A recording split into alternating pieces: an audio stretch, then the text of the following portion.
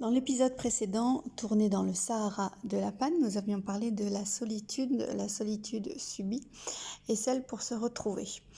Ici, je vais t'expliquer comment justement se retrouver afin de mieux se relier aux autres. L'occasion également pour moi de t'expliquer mon métier. Je pratique un métier qui peut sembler singulier, un métier souvent très difficile à expliquer car c'est très large et complexe. Je suis coach en épanouissement personnel. Ça veut dire que je suis une facilitatrice en épanouissement personnel. Alors pour résumer, j'offre l'opportunité à ceux et à celles qui en ressentent le besoin de se relier à soi pour commencer, afin d'ouvrir de nouveaux chemins de développement personnel, d'avoir une vie plus riche, plus sereine, de s'ouvrir aux possibilités, au monde et aux autres.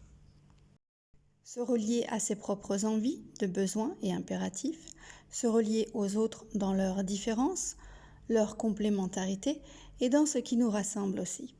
Se relier au monde et à ces phénomènes vivants, qu'ils soient naturels, humains, sociaux, politiques, économiques, écologiques.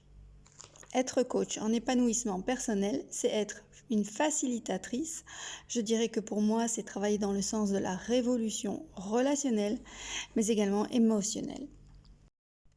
J'accompagne diverses manières de se rencontrer soi et à co-construire avec les autres dans leur complémentarité, les êtres humains entre eux. Pour cela, mobilisons ensemble des savoir-faire, des savoir-être spécifiques, basés sur l'écoute et l'attention portée à soi et aux autres. Pour aider ces personnes à appréhender leur propre complexité, la complexité des autres et aussi la complexité du monde, à développer des réponses vivantes et systémiques aux problèmes qu'elles rencontrent.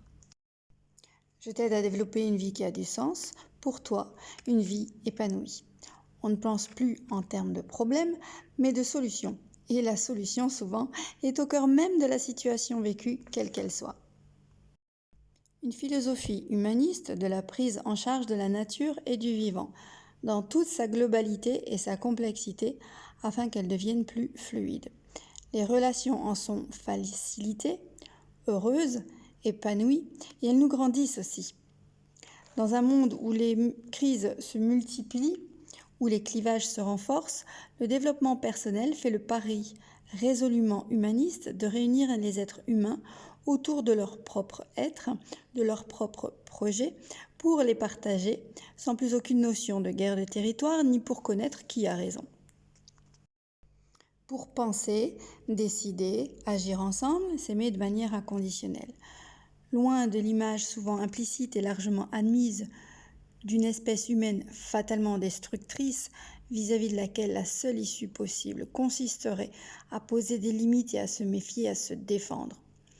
La facilitation stratégique croit au contraire en sa capacité à créer des richesses humanistes, sociales, économiques, autant que naturelles. En bref, qu'est-ce que ça veut dire? C'est l'écologie de soi, mais également l'écologie relationnelle du vivant et de notre planète Terre. Nous sommes reliés à nous-mêmes et au monde. Un vaste programme qui permet de se sentir relié. En tant que coach en épanouissement personnel, j'accompagne le changement en réunissant les conditions permettant aux coachés de partager une vision commune de leur situation, de se rencontrer autour de cette vision, de ne plus s'isoler ni d'agresser, mais plutôt d'élaborer et de mettre en œuvre ensemble une stratégie d'évolution de la situation vers un scénario positif et enthousiasmant, pour sortir du cercle vicieux en s'engageant dans un cercle vertueux. Alors comment se déroulent les séances? Tout d'abord, elles sont tournées vers l'action. Le coach accompagne l'élaboration et la mise en œuvre de projets de vie adaptés, intégrant les différentes visions que les acteurs portent sur cette situation, c'est-à-dire leur vision, celle des autres et le vivre ensemble. Leur aspiration, leur rapport au monde et leur logique d'action propre, et même parfois celles qui sont contradictoires. Elles s'attachent à mettre en évidence les conditionnements de l'enfance, les fais pas ci, fais pas ça, soit comme ceci, soit comme cela. Ce que l'on fait inconditionnellement sans plus y penser. Admis comme vrai, puisqu'on a été éduqué et élevé ainsi, mais à y réfléchir de plus près. Est-ce vraiment nous ? On débusque alors les schémas répétitifs qui échouent, comme rencontrer toujours des personnes qui ne nous respectent pas. On fait les liens, on comprend et on permet de vivre autrement vers des stratégies gagnantes, vers nos objectifs de vie épanouis. On débusque également nos schémas de sabotage, car même si on ne souhaite plus d'une situation, on admettra qu'on y fonce chaque fois tête baissée. Et donc, par l'action, on teste de nouveaux apprentissages. Les résultats vivants et positifs mettent votre cerveau en vigilance bonheur. Il sait désormais ce qui n'est plus à faire et ce qui est à faire à la place. Jusqu'à enfin devenir de nouveaux automatismes, mais dans un cercle vertueux cette fois. L'aptitude au bonheur devient fluide et évidente, plus besoin d'y réfléchir. Alors je ne cherche pas à poser un diagnostic universel et transférable sur une situation pour y apporter la solution adéquate. En fait, j'interviens plutôt dans une situation ou dans un contexte. J'aborde chaque nouvelle situation comme la résultante de phénomènes et d'interactions complexes et spécifiques qui sont propres à la personne. L'accompagnement est donc personnalisé. Ainsi, ma place de coach est résolument dans le changement de paradigme qui consiste à passer d'une appréhension cartésienne et analytique du monde à une compréhension systémique et complexe, plus intuitive et ressentie positivement. C'est-à-dire qu'on arrête de trop réfléchir, de trop analyser, mais qu'on est plutôt en connexion et en lien avec soi-même. On est dans une intuition, on est vraiment relié à soi. Donc j'aborde un système riche de relations dans la compréhension de soi et des autres, de la systémie tout entière, et tout cela est indispensable. Pour ce faire, je considère mon coaché comme un expert de sa propre situation. En effet, c'est bien au travers de ces schémas de compréhension, de ces relations spécifiques, que le changement peut se faire. Tout part de vous. Ainsi, la mobilisation des coachés et leur participation au changement ne constitue pas une fin en soi, mais bien le seul et unique moyen d'appréhender une situation dans sa complexité, dans sa globalité et d'y déployer des projets par l'action. Donc, en gros, je vais guider, mais c'est surtout les actions et le travail que le coaché va faire entre chaque séance qui va donner des résultats. On verra ainsi que lorsqu'on travaille sur soi, c'est tout notre environnement qui change positivement avec nous. Et le projet devient des projets. Tout se multiplie. Ta vie devient riche et heureuse. Alimente de façon fondamentale la conviction du coach dans la possibilité de faire émerger de nouvelles richesses, de nouvelles qualités à une situation donnée. Elle permet de relier aux autres, d'avoir un relationnel épanouissant, de belles rencontres et de belles relations en perspective.